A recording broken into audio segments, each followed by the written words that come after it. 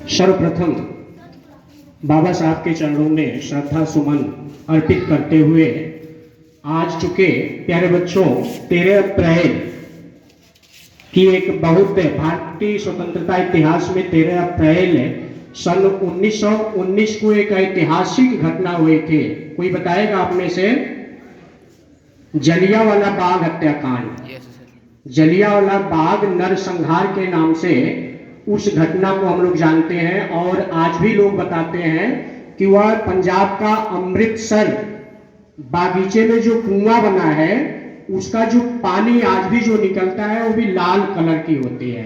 तो सर्वप्रथम में उन शहीदों को प्राणों की आहुति देने वाले उन शहीदों को, उन बलिदानियों को बारंबार प्रणाम करते हुए हमें आज के मुख्य विषय पे आते हैं। प्यारे बच्चों, चूंकि आज 13 अप्रैल है और जिस कार्यक्रम को हम लोग मना रहे हैं, बाबा साहब विश्व रत्न बाबा साहब डॉक्टर भीमराव अम्बेडकर का जन्म 14 अप्रैल को हुआ था, लेकिन कल अवकाश है, कल रविवार है, इसलिए उस जन्मदिन को आज के पूर्व दिवस के अवसर पे एक कार्यक्रम मनाया जा रहा है।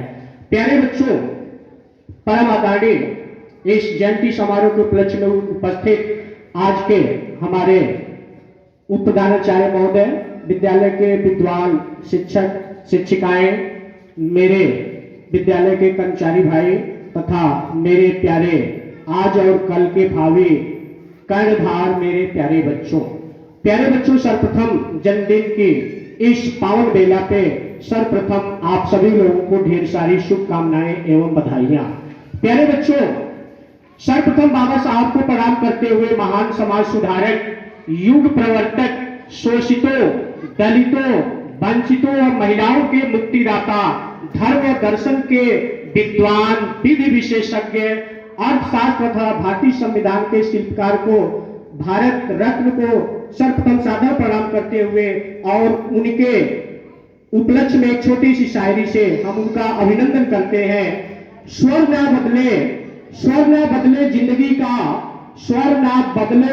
का बांसुरी बनना पड़ा, स्वयं से ही स्वयं को अजनबी बनना पड़ा, इस सदी के लोग शोषण से बचे रहे, इसलिए एक देवता को आदमी बनना पड़ा। प्यारे बच्चों, बाबा साहब डॉक्टर भीमराव अम्बेडकर का जन्म 14 अप्रैल सन 1891 ईस्वी को आज जो मध्य प्रदेश का महू इंदौर से लगभग थोड़ी दूर पे है, आपका जन्म वहां हुआ था और आप अपने माता पिता की 14वीं संतान थे। समझ पा रहे हो आप लोग ना? बेटा, कार्यक्रम जन्मदिन मनाने का मतलब वो चीजें आप लोगों को जेहन में जाए, नहीं तो फिर इसका कोई मतलब नहीं है। तो उस महान शिल्पकार का, उस महान व्यक्तित्व के जन्म दिवस को आज हम ही नहीं, लगभग पूरे विश्व के लोग बड़े श्रद्धा और धार्मिक भक्ति भावना के साथ इस कार्यक्रम को मना रहे हैं। आपके पिताजी का नाम रामजी राव तथा माताजी का नाम भीमाबाई था। प्यारे बच्चों, उस समय की जो सामाजिक स्थिति थी, आज आप विद्यालय आते हैं, विद्यालय आपका स्वागत करता है, आप कहते हैं कि मेरा अधिकार है, लेकिन प्यारे बच्चों, आपको कभी फुर्सत मिले, कभी समय मिले तो एक बार बाबा साहब को पढ़िएगा, पढ़ना चाहिए, क्योंकि बेटा कदम कदम पे उनके जीवन से इतने आप इंस्पायर होंगे कि निश्चित रूप से बहुत बड़ी प्रेरणा शक्ति उनके जीवन से आपको मिलेंगे। जहां भी कहीं भी यदि जीवन में आपको ऐसा लगे, उलझन आए, तो एक बार आप बाबा साहब के इतिहास को पढ़िएगा। अदम्य साहस, आप कल्पना कीजिए, वह व्यक्तित्व जिनकी आज हम लोग जन्मदिवस मना रहे हैं, वह व्यक्ति को विद्यालय में पढ़ने का अधिकार नहीं था।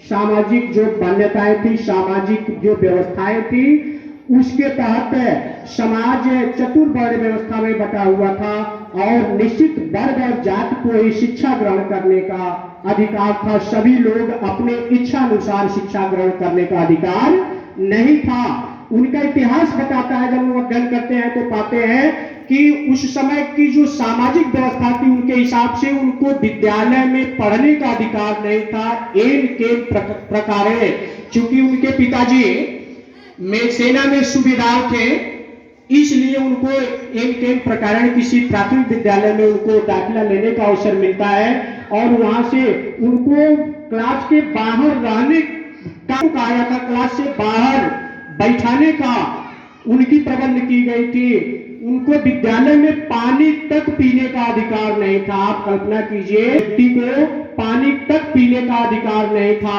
समाज जिसको हीन मानता था, जिसको नश्वर मानता था, जिसको अछूत मानता था, वह व्यक्तित्व भारत का भाग्य विधाता बना। और आज जिसके अनुसार भारत की जो पूरी संचाल व्यवस्था जो संचालित होती है, प्रशासनिक दायित्व है, प्रशासनिक दायित्व संचालित होती है, आज का जो भारत का संविधान जो सबसे बड़ा विश्व का लिखित संविधान है, जो सबसे बड़ा लोकतांत्रिक देश का संविधान बना है, उस संविधान को लिखने की जिम्मेदारी बाबा साहब को दी गई और उस ड्राफ्ट कमेटी के अध्यक्ष बाबा साहब को बनाया गया। और 2 वर्ष 11 माह 18 दिन में बाबा साहब ने उस लोक कल्याणकारी जन कल्याणकारी संविधान की रचना करके ये दिखा दिया गया, ये दिखाया कि आदमी यदि ठान ले, यदि उसके भाग्य में वो चीज नहीं है, यदि वह कर्म पे विश्वास रखता है, तो उसको दुनिया में कोई व्यक्ति कोई कुछ नहीं उसको रोक सकता। तो निश्चित रूप से प्यारे बच्चों, उनके जीवन से हमको प्रेरणा लेनी चाहिए, उनके जीवन से सीखना चाहिए। और कभी ऐसा होता है कि हम केवल एक ही पहलू को सोचते हैं, देखते हैं, लेकिन बेटा उस चीज को पढ़ना चाहिए। बाबा साहब ने कहा था, शिक्षा वह शेरनी का दूध है, जो पिएगा वह दहाड़ेगा। प्यारे बच्चों, सामाजिक ताने बाने के अनुसार यदि समाज में ऐसी जो मान्यता थी, उसके चलते बाबा साहब को वो जो पदवी मिली थी, आप कल्पना नहीं करेंगे, वो विदेश जाकर 16 भाषाओं के जानकार, 36 डिग्रियां उनके पास, कोलंबिया यूनिवर्सिटी से जाकर, लंदन से जाके उन्होंने इतनी बड़ी बड़ी डिग्रियां ली। DSc की उपाधि, डॉक्टर ऑफ साइंस, जो विश्व की सबसे बड़ी डिग्री मानी जाती है, और उसको उस डिग्री को पूरा करने में 6.5 वर्ष का समय लगता है। लेकिन आज तक दलित वर्ग से KR नारायण और बाबा साहब 2 ऐसे व्यक्तित्व हुए जिन्होंने उस डिग्री को लिया, जबकि बाबा साहब मात्र वो जो 6.5 साल की डिग्री होती थी उसको 2.5 साल में पूरा किया, और इस आधार पे एक स्वतंत्र भारत का, एक विश्व का सबसे बड़ा लोकतांत्रिक जन कल्याणकारी संविधान को दिया। प्यारे बच्चों, आप कल्पना कीजिए, वह जब पढ़ने आते थे, जिस दिन विद्यालय का चपरासी विद्यालय नहीं आता था, उस दिन उनको पानी पीने का अधिकार नहीं था, वो पानी नहीं पी सकते थे। नो पीव नो वाटर, यानी कि चपरासी नहीं है तो आपको पानी नहीं मिल जाए, उनको घड़ा छूने का अधिकार नहीं था। उनको कोई अध्यापक पढ़ने के लिए तैयार नहीं होते थे। उनके, आज आप कहते हैं ना, सर जी मेरा 4 महीना क्लास चल जाता है, आप बड़े गर्व से आते हैं, कहते हैं सर मेरा विषय बदल दीजिए। उनको मन चाहे, उनको संस्कृत पढ़ने की इच्छा थी, लेकिन भारत में उनको संस्कृत की शिक्षा नहीं दी गई, कोई अध्यापक तैयार नहीं था। वह व्यक्तित्व, आप कल्पना कीजिए कितनी बड़ी कुर्बानी।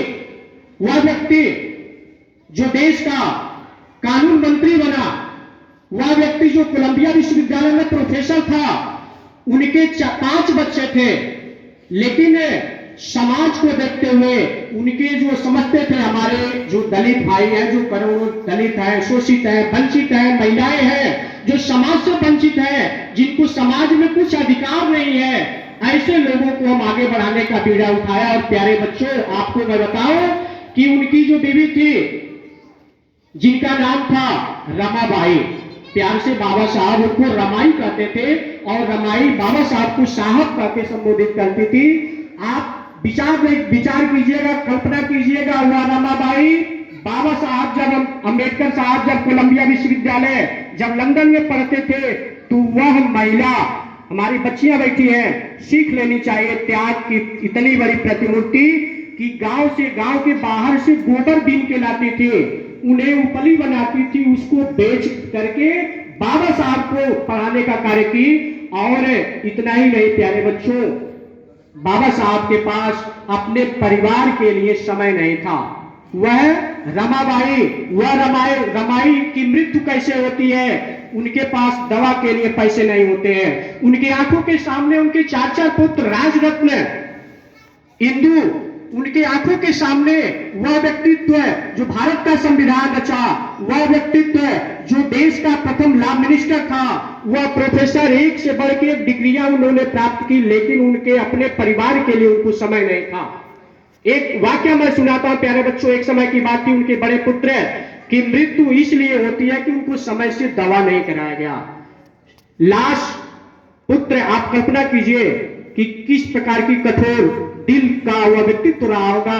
बेटे की लाश घर पे पड़ा हुआ है और वो तैयारी कर रहे हैं लंदन जाने की, आरटीसी, उस समय राउंड टेबल जो कॉन्फ्रेंस होने वाला था, उस समय वहां गोलमेज जो सम्मेलन हुआ था, उसमें जब वो जा रहे थे, शव उनके दरवाजे पे पड़ा हुआ था, तो उनके मित्र आते हैं, कहते हैं यार तुम अजीब किस्म के आदमी हो, तुम्हारा बेटा की मरा हुआ है, शव तुम्हारे दरवाजे पे है और तुम कहां की तैयारी करते हो। बाबा साहब जो शब्द कहे उससे प्यारे बच्चों हमको और आपको सीख लेने चाहिए। उन्होंने कहा कि मैं यदि अपने एक बच्चे के लिए आज नहीं गया तो मेरे करोड़ों करोड़ जो भाई बंधु हैं वो अपने अधिकार से आज मुक्त हो जाएंगे, उनको अधिकार से वंचित हो जाएंगे। और बाबा साहब ने अपने मरे हुए बेटे को वहीं छोड़ के लंदन जाते हैं। प्यारे बच्चों, ऐसी हैसियत आप कल्पना कीजिए, जो व्यक्ति जिसके पिता प्रोफेसर हैं, कानून मंत्री हैं, भारत के संविधान के रचनाकार हैं, एक से बढ़ के